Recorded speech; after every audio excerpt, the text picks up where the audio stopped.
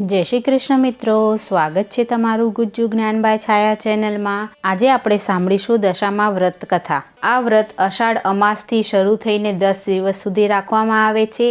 આ વ્રત ખૂબ જ પુણ્યકારી છે અને ગુજરાતમાં આ વ્રત સૌથી વધારે રાખવામાં આવે છે। તો આજે આપણે આ વ્રતની કથા સાંભળીશું। આવા જ બધા આપણા વ્રતોની માહિતી અને વ્રત કથા વિશે તમને આ ચેનલમાં માહિતી આપવામાં આવશે। તો પ્લીઝ ચેનલને સબસ્ક્રાઈબ કરી લેજો અને બેલ આઇકન પ્રેસ કરી લેજો, જેથી આવનારા તમામ વિડીયોની માહિતી તમારા સુધી પહોંચી શકે। બોલો દશામાની જય। એક ગામમાં નદીના કિનારે રાજાનો મહેલ આવેલો। રાણી રોજ ઝરૂખામાં બેસે અને કુદરતી સૌંદર્ય જુએ। એક દિવસ નદીમાં નાહવા ઘણી સ્ત્રીઓ આવી। આ બધી સ્ત્રીઓ શા માટે આવી છે તે જાણવા રાણીએ દાસીને પૂછ્યું તો દાસી બોલી, આજે અષાઢ વદ અમાસનો દિવસ છે, આજે દિવાસાનો તહેવાર છે। આ સ્ત્રીઓ દશામાનું વ્રત કરે છે, તેથી નહાવા આવી છે। રાણી તો દોડીને કિનારે એક સ્ત્રી પાસે ગઈ અને બોલી, બહેન, મારે દશામાનું વ્રત કરવું છે। ભલી સ્ત્રી બોલી, સારી વાત છે, આ વ્રત કરવાથી સુખ સંપત્તિ સાંપડે અને કષ્ટ હોય તે દૂર થાય।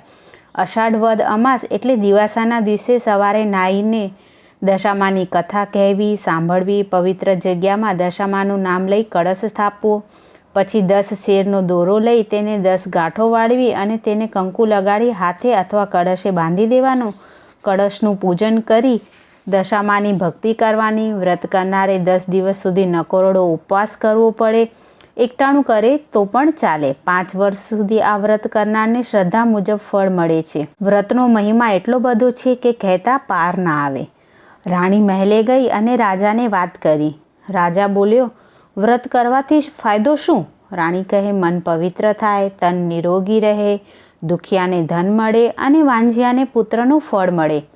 રાજા કહે, આપણી પાસે વિપુલ ધન છે, એમાં તને શું ઉણપ દેખાય કે વ્રત કરવા તૈયાર થઈ ગઈ છે? રાજાના અભિમાની વચનથી રાણીને બહુ જ દુઃખ થયું। તેણે તો રાજા સાથે રીસામણા લીધા। આખો દિવસ ભૂખ્યા પેટે દશામાની ભક્તિ કર્યા કરી। રાજાએ દશામાની અવગણના કરી, તેથી દશામાના કોપથી રાજાનું રાજ્ય ખેદાન મેદાન થઈ ગયું। બાકી રહ્યું તે દુશ્મન રાજા રાજ્ય પર ચડી આવ્યો એટલે રાજા રાણી 2 કુંવરો લઈને પહેરેલા કપડે ચાલી નીકળ્યા। થોડુંક ચાલ્યા બાદ રાજબાગ આવ્યો।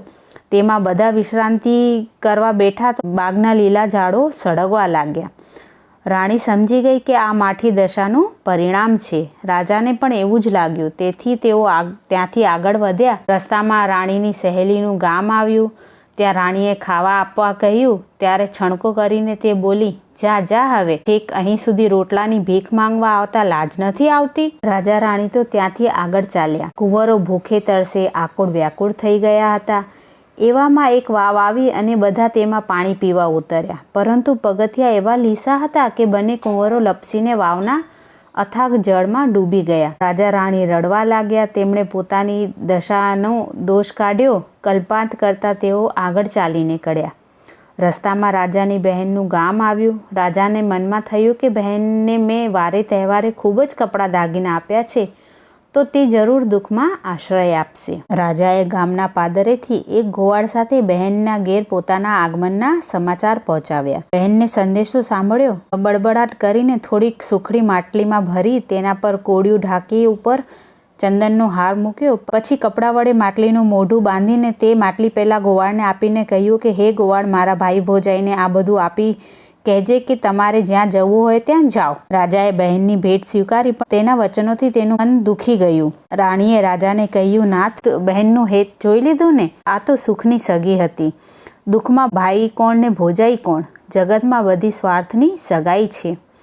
ગામના પાદરે આવેલા ઝાડ હેઠળ બેસી રાજાએ માટલી ઉગાડી તો કોડિયામાં મૂકેલો ચંદનનો હાર વીછી થઈ ગયો હતો। રાણીએ કહ્યું, જોયું ને બહેનનું હેત?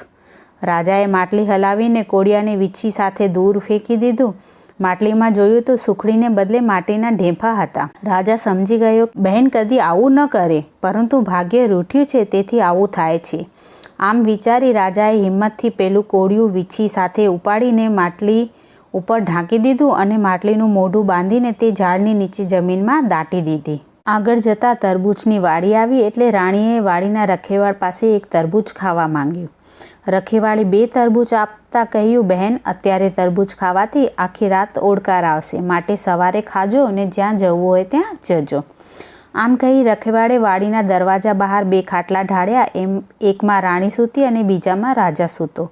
પહેલાં 2 તરબૂચ રાજાએ ખાટલા નીચે જ રાખ્યા હતા.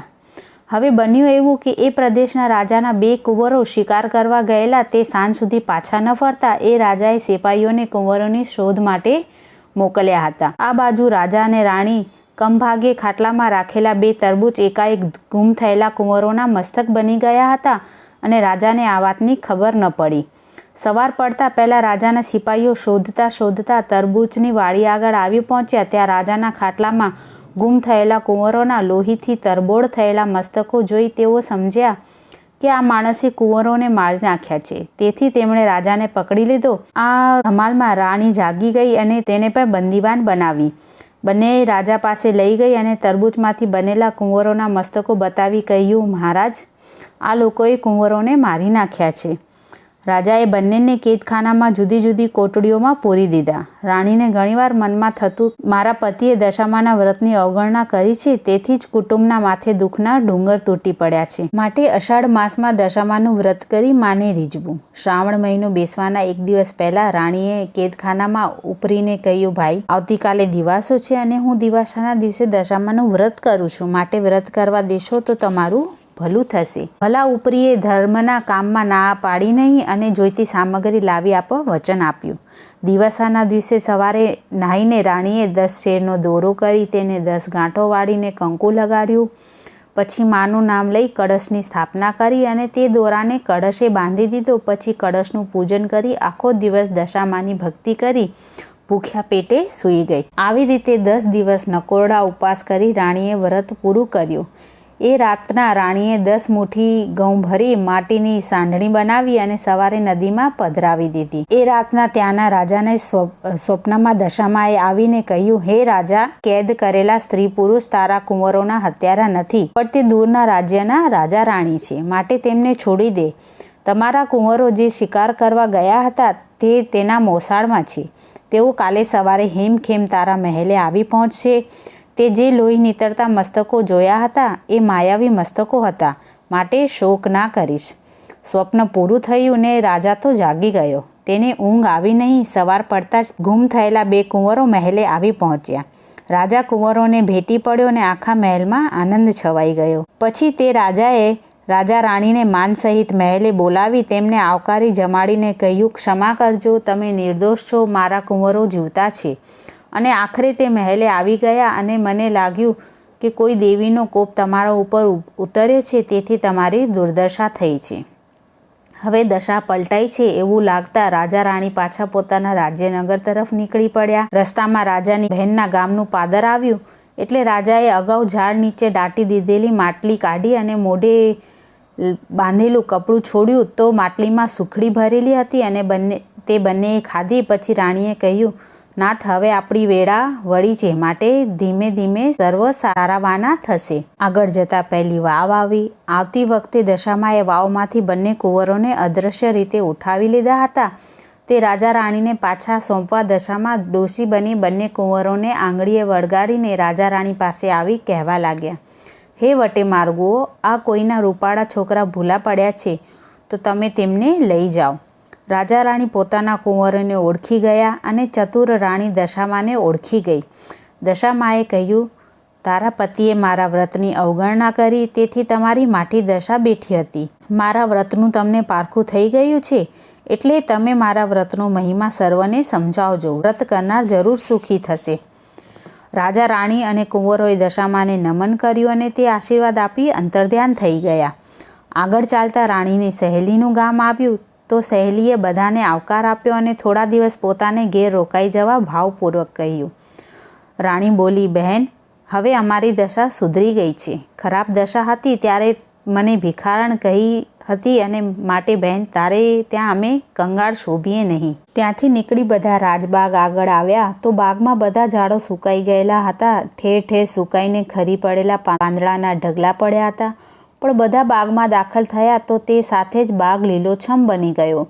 આ જોઈ રાણીએ રાજાને કહ્યું, જોયું ને, આપણી દશા ફરી છે, એટલે આપણે જ્યાં જઈએ છીએ ત્યાં વધાવી લેવામાં આવે છે. માળીએ આખા ગામમાં સમાચાર ફેલાવ્યા એટલે પ્રજામાં હર્ષ વ્યાપી ગયો. બધા બાગ આગળ આવ્યા દુશ્મન રાજા જેણે આ રાજાનું રાજ્ય પચાવી પાડ્યું હતું તે આ રાજ્યનો કબજો લીધા પછી બહુ હેરાન થઈ ગયો. તેથી તે અસલ રાજાને રાજ્ય પાછું સોંપવા માંગતો હતો. તે પણ ખબર મળતા રાજબાગમાં આવ્યો અને પોતાની ભૂલ કબૂલ કરી રાજાને તેનું રાજ્ય સંભાળી લેવા કહ્યું. લોકોએ હર્ષનાથથી રાજાની વિનંતીને સ્વીકાર કરી લીધી. પછી રાજા રાણી અને કુંવરો વાજતે ગાજતે મહેલ ગયા અને અસલ રાજાએ બધો વહીવટ સંભાળી લીધો.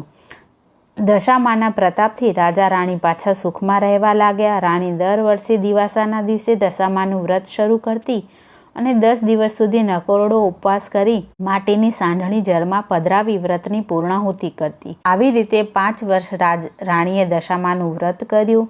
5 વર્ષે વ્રતની પૂર્ણાહુતિ થતાં રાણીએ વ્રતનું ઉજવણી કર્યું. તેમાં ઘણા બધા બ્રાહ્મણોને જમાડ્યા. પછી એક રૂપાની સાંઢણી બનાવી રાખી હતી તે ગામમાં મોટા પંડિતને દાનમાં આપી અને તેના આશીર્વાદ મેળવ્યા. હે દશામાં, જેવી રીતે તમે રાજા રાણીની દશા વાળી તેવી તમારું વ્રત કરનાર, તમારી કથા વાંચનાર અને સાંભળનારની દશા વાળજો અને સર્વનું કલ્યાણ કરજો.